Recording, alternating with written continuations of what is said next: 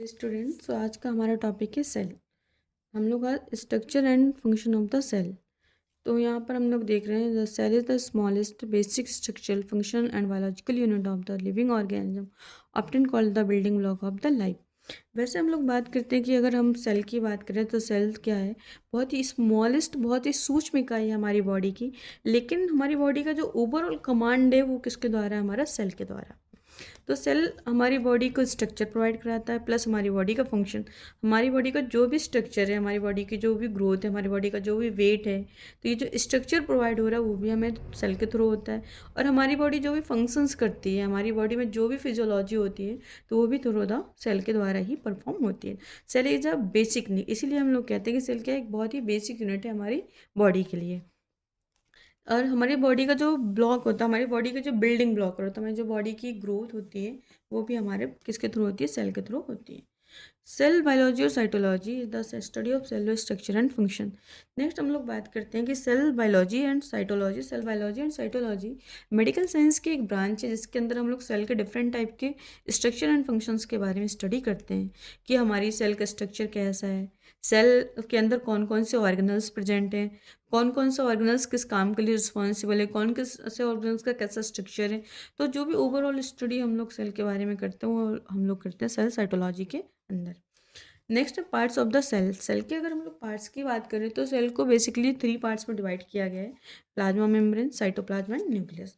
Plasma membrane क्या होता है? Outer covering of the cell. Cell की जो बाहरी दीवार होती है, जो आउटर कवरिंग होती है, जो फ्लेक्सिबल इन नेचर की होती है, जो क्या करती है, एक बैरियर की तरह काम करती है। सेल के अंदर और सेल के बाहर के जो कंटेंट हैं उनके मूवमेंट को रेगुलेट करने में मदद करती है।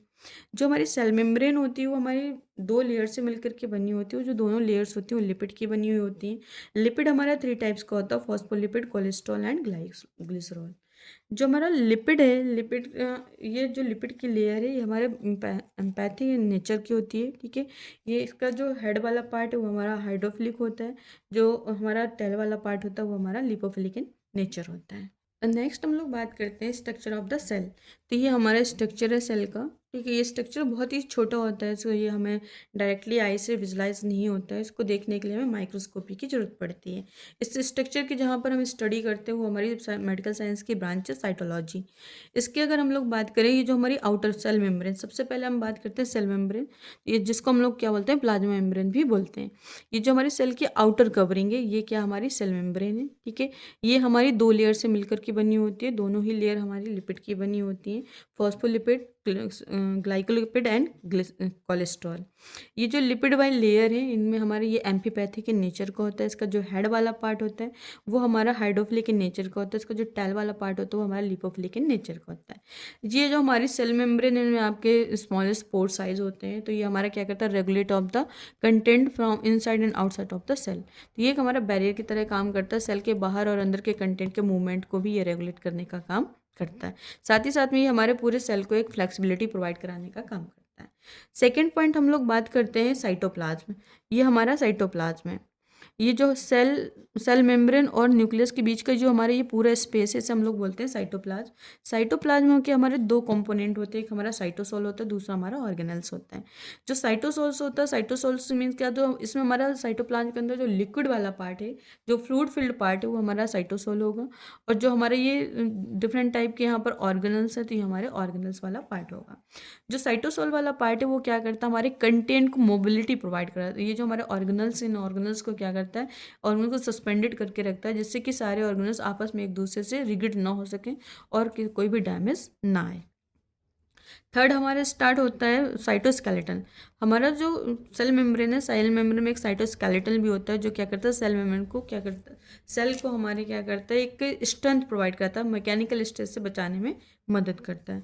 तो जो साइटोस्केलेटन है उसके भी हमारे 3 पार्ट होते हैं। एक हमारा माइक्रोफिलामेंट होता है, तो सेकंड हमारा इंटरमीडिएट फिलामेंट होता है, थर्ड हमारा माइक्रोट्यूब्यूल होता है। जो माइक्रोफिलामेंट है, तो ये जो माइक्रोफिलामेंट क्या होता है? इंटायर द साइटोप्लाज्म, पूरे साइटोप्लाज्म में हमारा फैला हुआ होता है। ये हमारा थिन रॉड लाइक स्ट्रक्चर होता है। ये हमारी पूरी सेल को मैकेनिकल स्ट्रेस से बचाता है। इसमें हमारे 2 तरह के प्रोटीन होते हैं, एक्टिन एंड मायोसिन, तो ये हमारी सेल को कॉन्टैक्ट कराने में भी मदद करता है। सेकंड है हमारा इंटरमीडिएट फिलामेंट। इंटरमीडिएट फिलामेंट हमारा क्या होता है? माइक्रोफिलामेंट के कंपैरिजन थिक होता है एंड हमारा माइक्रोट्यूब्यूल के कंपैरिजन थिन होता है। ये जो हमारा इंटरमीडिएट फिलामेंट है ये क्या करता है, हमारे ऑर्गेनल्स को स्टेबिलिटी प्रोवाइड कराने में मदद करता है। थर्ड है हमारा माइक्रोट्यूब्यूल। माइक्रोट्यूब्यूल क्या होता है, हमारा माइक्रो इंटरमीडिएट फिलामेंट से थिक होता है। इसमें हमारा एक प्रोटीन पाया जाता है माइक्रोट्यूबुलिन। इसमें हमारा प्रोटीन होता है ट्यूबुलिन प्रोटीन। ये जो हमारा माइक्रोट्यूब्यूल है ये हमें मदद करता है किसी भी सेल के शेप को आइडेंटिफाई करने में मदद करता है। नेक्स्ट हम लोग बात करते हैं राइबोसोम्स। तो राइबोसोम्स हमारे सेल के अंदर दो फॉर्म में प्रेजेंट होते हैं, एक तो हमारा फ्री फॉर्म में प्रेजेंट होता है, दूसरा हमारा बाउंडेड फॉर्म में। जो फ्री फॉर्म पे प्रोटीन प्रेजेंट होता है ये हमारी जो राइबोसोम्स ये हमारी site of the protein synthesis. तो ये जो हमारा रेड कलर का स्ट्रक्चर दिख रहा है ये हमारा राइबोसोम्स है। कुछ राइबोसोम्स हमारे सेल के अंदर फ्री फॉर्म में, कुछ राइबोसोम्स हमारे स्ट्रक्चर से बाउंडेड फॉर्म में। तो ये हमारी एक साइट है फॉर द प्रोटीन सिंथेसिस। तो जो फ्री फॉर्म वाला हमारा राइबोसोम्स यहाँ पर जो प्रोटीन की सिंथेसिस होगी वो हमारी साइटोप्लाज्म में यूज होगी। लेकिन जो हमारा बाउंडेड फॉर्म में साइटोप्लाज्म में ये हमारी जो प्रोटीन की सिंथेसिस करेगा ये किसी स्पेसिफिक ऑर्गेनल्स के लिए प्रोटीन की सिंथेसिस करेगा। नेक्स्ट आते हैं हम लोग एंडोप्लाज्मिक रेटिकुलम। तो ये एक हमारा पार्ट होता है, एक हमारा फ्लैटेंड लॉन्गिट्यूडनल पार्ट है जो एक्सटेंड होता है हमारा एनवेलप ऑफ द न्यूक्लियस। ये न्यूक्लियस के एनवेलप से स्टार्ट होता है और ये हमारा कनेक्टेड रहता है साइटोप्लाज्म में। इसके ऊपर हमारी अटैच रहती है राइबोसोम्स। तो ये जो हमारा फ्लैटेंड फोल्डेड पार्ट है ये हमारा कहलाता है एंडोप्लाज्मिक रेटिकुलम। एंडोप्लाज्मिक रेटिकुलम हमारे टू टाइप्स के होते हैं, rough endoplasmic reticulum and smooth endoplasmic reticulum. Rough endoplasmic reticulum वो होते हैं जिनके ऊपर हमारे राइबोसोम्स अटैच्ड रहते हैं। तो रफ एंडोप्लाज्मिक रेटिकुलम में राइबोसोम्स अटैच होंगे, राइबोसोम्स हमारे प्रोटीन की सिंथेसिस करेंगे। उसमें जो हमारा एंडोप्लाज्मिक वाला पार्ट होगा वो क्या काम करेगा, जो हमारे राइबोसोम्स प्रोटीन बना रहा है उस प्रोटीन में अगर कोई मिस्टेक है तो हमारा जो एंडोप्लाज्मिक रेटिकुलम उसको करेक्ट करेगा, करेक्ट करने के बाद उसको आगे ट्रांसपोर्ट करने में मदद करेगा। नेक्स्ट हमारा रहता है स्मूथ एंडोप्लाज्मिक रेटिकुलम। अब जो हमारा स्मूथ एंडोप्लाज्मिक रेटिकुलम है वो हमारा एक्सटेंड होता है रफ एंडोप्लाज्मिक रेटिकुलम से और ये हमारा एक्सटेंडेड रहता है साइटोप्लाज्म में। रफ एंडोप्लाज्मिक रेटिकुलम में हमारी कोई आउटर कवरिंग में कोई भी हमारे राइबोसोम अटैच नहीं होते हैं, इसलिए बिल्कुल इसका जो बिहेवियर होता है बिल्कुल हमारे रफ एंडोप्लाज्मिक रेटिकुलम से अलग होता है। ये एक साइट होती है for the synthesis of the fatty acid. तो स्मूथ एंडोप्लाज्मिक रेटिकुलम में फैटी एसिड की सिंथेसिस होगी और स्टेरॉइड्स की सिंथेसिस होती है। नेक्स्ट हम आते हैं गोल्गी अपरेटस। ये हमारा क्या है, गोल्गी वेसिकल्स और गोल्गी अपरेटस। जो गोल्गी अपरेटस ये हमारा बेसिकली हम देख रहे हैं कि साइटोप्लाज्म में प्रेजेंट है। इसका जो रोल होता है, इसका जो फंक्शन है वो फंक्शन क्या है, जो हमारा एंडोप्लाज्मिक रेटिकुलम प्रोटीन को ट्रांसपोर्ट कर रहा है तो वो प्रोटीन हमारा किसके थ्रू ट्रांसपोर्ट होगा, through the Golgi apparatus. Golgi apparatus में आकर के पैक होगा और धीरे से ये क्या होगा, आगे की तरफ मूव ऑन करेगा। नेक्स्ट हम लोग बात करते हैं लाइसोसोम। ये इसमें हमारा एक रेड कलर का स्ट्रक्चर है, रेड हमारे एक राउंड सर्कल शेप में स्ट्रक्चर है, ठीक है। ये जो सर्कुलर शेप में स्ट्रक्चर है बहुत ही डेंजरस स्ट्रक्चर है क्योंकि इसका जो पीएच होता है, ये जो पूरा साइटोसेल का पीएच है इससे मोर एसिड 100 टाइम मोर एसिडिक होगा, इसीलिए इसको हम लोग सुसाइडल बैग भी बोलते हैं। तो इस साइटोसेल के अंदर कोई भी अगर हमारा ऑर्गेनल्स ओल्ड हो जाता है, अगर यूजफुल नहीं होता है, हमारे लिए हार्मफुल हो जाता है या हमारे बाहर से कुछ ऐसा ट्रांसपोर्ट होकर इसके अंदर आ जाता है जो हमारे सेल के लिए नुकसानदायक हो सकता है, तो उससे हमारा जो लाइसोसोम उसे क्या करेगा, इनगल्फ करेगा, इनगल्फ करके डाइजेस्ट करेगा। डाइजेस्ट करने के बाद जो उसका जो डाइजेस्टिव मेटाबोलाइट आएगा उसको क्या करेगा, यहाँ पर रीयूज करने के लिए यहाँ पर प्रोड्यूस कर देगा। नेक्स्ट हमारे इसके बाद आता है ये ग्रीन कलर के एक स्ट्रक्चर है जिसका नाम है हमारा प्रोक्सीसोम। हमारा जो लाइसोसोम है इसमें हमारा हाइड्रोलिटिक एंजाइम प्रेजेंट होता है। नेक्स्ट हमारा प्रोक्सीसोम। प्रोक्सीसोम में हमारे दो तरीके के एंजाइम्स होते हैं, मोस्टली सेल में हमारे प्रोक्सीसोम सेल्स प्रेजेंट होते हैं। प्रोक्सीसोम में ऑक्सीडेजेस एंड कैटालेजेस एंजाइम प्रेजेंट होते हैं। तो अगर हम कोई टॉक्सिक चीज़ें खाते हैं, हम कोई ऐसे ड्रग्स खाते हैं, हम लोग कोई ऐसी चीज़ें खाते हैं जो हमारी बॉडी के लिए हार्मफुल हैं, तो उसके लिए हमारा जो प्रोक्सीसोम है ऑक्सीडेशन रिएक्शन करेगा। ऑक्सीडेशन रिएक्शन से क्या के बाद क्या होगा, वहाँ पर हमारे कुछ सुपर ऑक्साइड का फॉर्मेशन होगा जो कि बॉडी के लिए बहुत ज़्यादा हार्मफुल होते हैं। तो जो सुपर ऑक्साइड का फॉर्मेशन होगा जैसा हमारा हाइड्रोजन पेरोक्साइड, तो यहाँ पर एक और एंजाइम होगा जिसका नाम होगा कैटालेज एंजाइम। कैटालेज एंजाइम क्या करेगा, सुपर ऑक्साइड को कैटालेज कर देगा, डिकम्पोज कर देगा, जिससे कि अब हमारा सुपर ऑक्साइड भी क्या होगा, खत्म हो जाएगा और हमारी बॉडी डिटॉक्सीफाई हो जाएगी। तो फॉर एग्जांपल जैसे कोई पर्सन अल्कोहल कंज्यूम कर रहा है तो अल्कोहल का जो मेटाबॉलिज्म होगा तो प्रोक्सीसोम क्या करेगा, ऑक्सीडेशन कराएगा। ऑक्सीडेशन से क्या होगा, हमारा जो अल्कोहल है वो डिटॉक्सीफाई हो जाएगा। लेकिन जब उसका मेटाबॉलिज्म होगा तो वहाँ पर सुपर ऑक्साइड रिलीज होगा H2O2, जो कि सेल के लिए नुकसानदायक है। तो इससे क्या करेगा, इसमें एक और एंजाइम होगा कैटालेज, वो क्या करेगा, H2O2 को डिकम्पोज कर देगा। अब हमारा जो सेल है वो बिल्कुल डिटॉक्सीफाई हो जाएगा और हमारा सेल सेफ रहेगा। अगर किसी की सेल के अंदर क्या है, प्रोक्सीसोम की डिफिशियंसी हो गई, उस कंडीशन में जो सुपर ऑक्साइड का फॉर्मेशन होगा वो हमारी सेल के अंदर एक्युमुलेट होता रहेगा और सेल हमारी डेड हो जाएगी। नेक्स्ट हम लोग बात करते हैं माइटोकॉन्ड्रिया। ये हमारा क्या माइटोकॉन्ड्रिया, जैसे हम लोग क्या बोलते हैं power house of the cell. तो इसमें क्या होता है, हमारा एक मैट्रिक्स होता है, क्रिस्टी होता है, मैट्रिक्स होता है, एक फोल्डेड स्ट्रक्चर है। तो हमारी हर सेल के अंदर माइटोकॉन्ड्रिया होता है, लेकिन बेसिकली उन सेल्स के अंदर माइटोकॉन्ड्रिया होता है जहाँ पर सोर्स ऑफ ऑक्सीजन होता है, जहाँ पर ऑक्सीजन के ट्रांसपोर्टेशन का सोर्स होता है और जहाँ पर एटीपी की रिक्वायरमेंट होती है। तो हमारा जो माइटोकॉन्ड्रिया एक साइट है जहाँ पर एटीपी का फॉर्मेशन होता है और हमारी बॉडी को एनर्जी मिलती है। इसी में नेक्स्ट हमारा आता है न्यूक्लियस। न्यूक्लियस क्या है, हमारा एक spherical and Oval shape structure होता है जो हमारे सेल के सेंटर में प्रेजेंट होता है। इसमें एक बाहरी इन्वेलप होता है, वो भी हमारा लिपिड बाई लेयर का बना होता है, सेम लाइक है द प्लाज्मा मेम्ब्रेन। ठीक है, इसमें हमारा एक पोर होता है जिसको हम लोग न्यूक्लियोलर पोर बोलते हैं। ये जो न्यूक्लियोलर पोर है ये क्या काम करता है, ये जो अंदर का कंटेंट, न्यूक्लियस के अंदर का कंटेंट है और न्यूक्लियस के बाहर का कंटेंट, इनके एक्सचेंज में इनको क्या करता है, रेगुलेट करता है। इस न्यूक्लियस के अंदर क्या होता है, हमारे एक और सर्कुलर स्ट्रक्चर होता है जिसका नाम होता है न्यूक्लियोलस। और ये न्यूक्लियोलस क्या काम करता है, राइबोसोम को प्रोड्यूस करता है और वो राइबोसोम्स क्या होता है, हमारे प्रोटीन की सिंथेसिस में मदद करता है। यहाँ पर आपका एक स्पिंडल फॉर्म में स्ट्रक्चर है जो हमारा क्या है, तो क्रोमैटिन कहलाता है। ठीक है, और ये क्रोमैटिन हमारा क्या करता है, क्रोमोसोम्स बनाता है। इसमें हमारे 46 क्रोमोसोम्स होते हैं जिसमें हमारे 23 क्रोमोसोम्स ईच पेरेंट से हमें मिलते हैं। नेक्स्ट इसमें हमारा सेंट्रोसोम है। सेंट्रोसोम में हमारे स्ट्रक्चर होता है। इसमें हमारे दो पार्ट होते हैं, एक हमारा सेंट्रियोल्स होता है, एक हमारा पेरीसेंट्रियोल्स होता है। तो जो पेरीसेंट्रियोल्स होता है वो हमारा रिस्पॉन्सिबल होता है for the growth of the mitotic spindle, और माइटोटिक स्पिंडल हमारा रिस्पॉन्सिबल होता है for the cell division.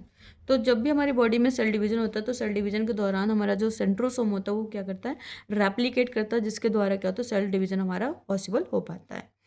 Next हमारा प्रोटियोसोम्स। हमारे सेल के अंदर ही क्या होता है कि और स्ट्रक्चर होता है जिसका नाम होता है प्रोटियोसोम्स। अगर हमारे सेल में, साइटोसोल में प्रोटीन है और वो अननीडेड प्रोटीन है, कोई एक्स्ट्रा प्रोटीन हो गया जो हमारी सेल के लिए रिक्वायर नहीं है, जो सेल के लिए हमारे टॉक्सिक हो सकता है, उसके लिए यहाँ पर प्रोटियोसोम्स होगा और वो प्रोटियोसोम्स क्या करेगा, साइटोसोलिक प्रोटीन का ब्रेक डाउन कर देगा, जिससे कि अननीडेड प्रोटीन यहाँ पर खत्म हो जाएगा। तो ये हो गया हमारा overall structure and functions of the cell. अब जैसा कि हमने यहाँ पर सेल के अंदर जितने भी ऑर्गेनल्स प्रेजेंट उनकी हमने यहाँ पर एक टेबल ड्रॉ कर रखी है जिसमें हमने सेल के पार्ट्स का, ऑर्गेनल्स का नाम लिखा हुआ है, ऑर्गेनल्स के स्ट्रक्चर का नाम, लोकेशन का एंड फंक्शंस का। तो प्लाज्मा मेम्ब्रेन हमने जैसे कि अभी पढ़ा है कि प्लाज्मा मेम्ब्रेन आउटर कवरिंग होती है, लिपिड बाई लेयर की बनी होती है, यह एक बैरियर की तरह काम करती है, हमारा जो एक्सचेंज ऑफ द सब्सटेंस होते हैं inside and outside of the cell उसको रेगुलेट करती है।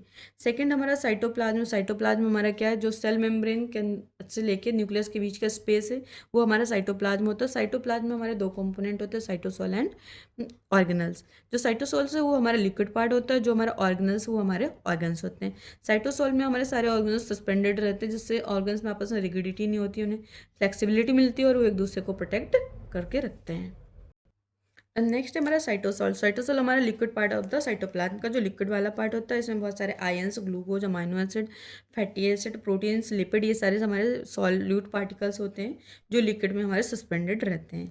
नेक्स्ट हमारा साइटोस्केलेटन। साइटोस्केलेटन क्या, प्रोटीन का बना हुआ एक हमारा नेटवर्क फिलामेंट स्ट्रक्चर होता है। इसमें 3 पार्ट्स होते हैं, एक हमारा माइक्रो फिलामेंट होता है, इंटरमीडिएट फिलामेंट होता है और माइक्रो ट्यूब्यूल होता है। माइक्रोफिलामेंट हमारा एक्टिन और मायोसिन प्रोटीन से कंटेंट होता है जो कि कॉन्ट्रैक्शन के लिए रिस्पॉन्सिबल होता है। दूसरा हमारा है इंटरमीडिएट फिलामेंट। इंटरमीडिएट फिलामेंट हमारा माइक्रोफिलामेंट से थिकर होता है, ये हमारे ऑर्गेनल्स को स्टेबलाइज रखने में मदद करता है। थर्ड है हमारा माइक्रोट्यूब्यूल। माइक्रोट्यूब्यूल में हमारा ट्यूबुलिन नामक एक प्रोटीन होता है जो कि क्या काम करता है, किसी भी सेल के शेप को आइडेंटिफाई करने में मदद करता है। नेक्स्ट हमारा सेंट्रोसोम। सेंट्रोसोम क्या होता है, सेंट्रोसोम के हमारे 2 पार्ट होते हैं, हमारा पेरीसेंट्रियोल्स होता है और सेंट्रियोल्स होता है। जो पेरीसेंट्रियोल्स होता है उसमें रिंग लाइक स्ट्रक्चर होता है और जो रिंग लाइक स्ट्रक्चर होता है वो हमारे रिस्पॉन्सिबल होता है for the growth of the mitotic spindle, और जो माइटोटिक स्पिंडल है वो रिस्पॉन्सिबल होता है फॉर द सेल डिवीजन। तो ये हमारा जो सेंट्रोसोम है वो हमारा सेल डिवीजन में मदद करता है। नेक्स्ट है राइबोसोम। राइबोसोम क्या होता है, राइबोसोम एक का site of the protein synthesis. Cell के अंदर हमारा राइबोसोम्स प्रेजेंट होता है, फ्री फॉर्म में प्रेजेंट होता है और हमारा बाउंडेड फॉर्म में भी प्रेजेंट होता है। जो फ्री फॉर्म में प्रेजेंट होता है वो प्रोटीन बनाएगा साइटोप्लाज्म के लिए, जो बाउंडेड फॉर्म में प्रेजेंट होगा वो किसी स्पेसिफिक ऑर्गन्स के लिए क्या करेगा, प्रोटीन की सिंथेसिस करेगा। Endoplasmic reticulum. इंडोप्लाज्मिक रेटिकुलम हमारा एक फ्लैटेंड स्ट्रक्चर होता है जो कि हमारा न्यूक्लियस के एनवेलप से स्टार्ट होता है और साइटोप्लाज्म तक हमारा एक्सटेंडेड रहता है, और ये हमारा स्टड होता है विद राइबोसोम से। तो जो हमारे इंडोप्लाज्मिक एंडोप्लाज्मिक रेटिकुलम है, यहाँ पर हमारे राइबोसोम्स का जो ऊपर राइबोसोम्स बनने हैं वहाँ पर प्रोटीन की सिंथेसिस होगी, और उस प्रोटीन में अगर कोई हमारी मिस्टेक हो तो उसे हमारे एंडोप्लाज्मिक रेटिकुलम करेक्ट करेगा और आगे की तरफ उसे ट्रांसफर करेगा। नेक्स्ट है rough endoplasmic reticulum. Rough endoplasmic reticulum के स्ट्रक्चर में हमारी जो आउटर सरफेस होता है उसमें हमारा क्या होता है, राइबोसोम्स अटैच रहता है, ठीक है, जो कि site of the protein synthesis. Second है हमारा, नेक्स्ट हमारा smooth endoplasmic reticulum. Smooth endoplasmic reticulum में क्या होता है, जो हमारा ये एक्सटेंड होता है from the rough endoplasmic reticulum से साइटोप्लाज्म तक। इसके जो आउटर स्ट्रक्चर है वहाँ पर कोई भी हमारा राइबोसोम्स अटैच नहीं होता है। इसका नेचर बिल्कुल भी हमारा रफ एंडोप्लाज्मिक रेटिकुलम की तरह नहीं होता है, इसलिए हमारा प्रोटीन की सिंथेसिस करवाने के लिए रिस्पॉन्सिबल नहीं होता है। स्मूथ एंडोप्लाज्मिक जो हमारा रेटिकुलम होता है ये रिस्पॉन्सिबल होता है for the synthesis of fatty acid and steroids. Next हमारा गोल्गी कॉम्प्लेक्स। गोल्गी कॉम्प्लेक्स क्या है? गोल्गी कॉम्प्लेक्स हमारा एक स्टेक पैनकेक की तरह काम करता है। इसका काम क्या होता है, ये जो भी हमारा प्रोटीन बन रहा है उसको अपने अंदर स्टोर करेगा। स्टोर करने के बाद ये ट्रांसपोर्टेशन में मदद करेगा। एंडोप्लाज्मिक रेटिकुलम से क्या करेगा, प्रोटीन को कैरी करेगा। कैरी करने के बाद जो अनदर एडजस्टेंट सेल्स होंगे उनके पास ये क्या करेगा, ट्रांसफर करने का काम करेगा। Next lysosomes. हमारे प्रेजेंट में लाइसोसोम्स प्रेजेंट होते हैं जिसको नाम होता है सोसाइटल बैग। ये जो लाइसोसोम है इसका जो पीएच होता है ये हमारे साइटोसोल के पीएच से 100 टाइम मोर एसिडिक होता है। इसका काम क्या होता है, जो अगर हमारे साइटोप्लाज्म में कोई हमारे अनवांटेड ऑर्गेनल्स हैं या कोई ओल्ड ऑर्गेनल्स, उनको रिसाइकलिंग करने में मदद करता है।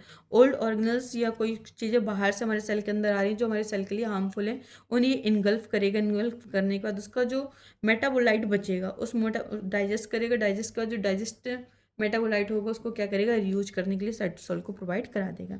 फिर हमारा प्रोक्सीसोम। प्रोक्सीसोम क्या होता है, एज लाइक द साइटोसोल, लेकिन इससे क्या होता है, ये स्मॉलर इन साइज होता है। ये हमारा सभी सेल्स में प्रेजेंट होता है। इसमें दो टाइप के हमारे एंजाइम्स होते हैं, एक हमारा ऑक्सीडेटेज एंजाइम एंड कैटालाइसिस एंजाइम। इसका काम क्या होता है, हमारी बॉडी को डिटॉक्सीफाई करना। अगर हमारी बॉडी में कोई हार्मफुल सब्सटेंस आ रहा है उसका ये क्या करेगा, मेटाबॉलिज्म करेगा, ऑक्सीडेशन करा देगा। ऑक्सीडेशन के बाद उससे अगर कोई हमारा सुपर ऑक्साइड का रिलीज हो रहा है तो कैटालिस्ट के प्रेजेंस में सुपर ऑक्साइड का ब्रेक डाउन करा देगा, जिससे हमारी बॉडी में फ्री रेडिकल्स नहीं रहेंगे और हमारी बॉडी डिटॉक्सीफाई हो जाती है। नेक्स्ट हमारा माइटोकॉन्ड्रिया, जिसे हम लोग power house of the cell भी बोलते हैं। इसमें हमारा आउटर इनर दो पार्ट होते हैं, बीच में एक स्पेस होता है जिसमें हमारा फ्लूइड भरा हुआ होता है। जो हमारा माइटोकॉन्ड्रिया है मोस्टली सेल्स में हमारा प्रेजेंट होता है, लेकिन बेसिकली उन सेल्स में प्रेजेंट होता है जहाँ पर हमारे ऑक्सीजन का सोर्स होता है और एटीपी की रिक्वायरमेंट होती है। तो माइटोकॉन्ड्रिया का हमारा जो काम होता है वो काम होता है एटीपी का फॉर्मेशन करना और सेल का अपॉप्टोसिस कराना, जो हमारी प्रोग्राम सेल उनकी डेथ करा देना। नेक्स्ट हमारा न्यूक्लियस। न्यूक्लियस क्या है, न्यूक्लियस हमारे सेल के अंदर प्रेजेंट एक स्फेरिकल और ओवल शेप का स्ट्रक्चर होता है। ये हमारा सेंटर में प्रेजेंट होता है, सेल के सेंटर में प्रेजेंट होता है। सेल का जो ओवरऑल कंट्रोल है वो हमारा किसके थ्रू होता है, न्यूक्लियस के थ्रू होता है। सेल के जितने भी फंक्शंस होते हैं उसको कौन डायरेक्ट करता है, हमारा न्यूक्लियस डायरेक्ट करता है। न्यूक्लियस के अंदर हमारा डिफरेंट टाइप के जेनेटिक मटेरियल्स होते हैं, जैसे क्रोमेटिन, क्रोमोसोम। तो ये क्या करता है, डीएनए की, जीन्स की या हेरिडिटी चीज़ों की क्या करता है, सिंथेसिस कराता है। ये तो आज का हमारा टॉपिक यहाँ पर ओवर हो जाता है।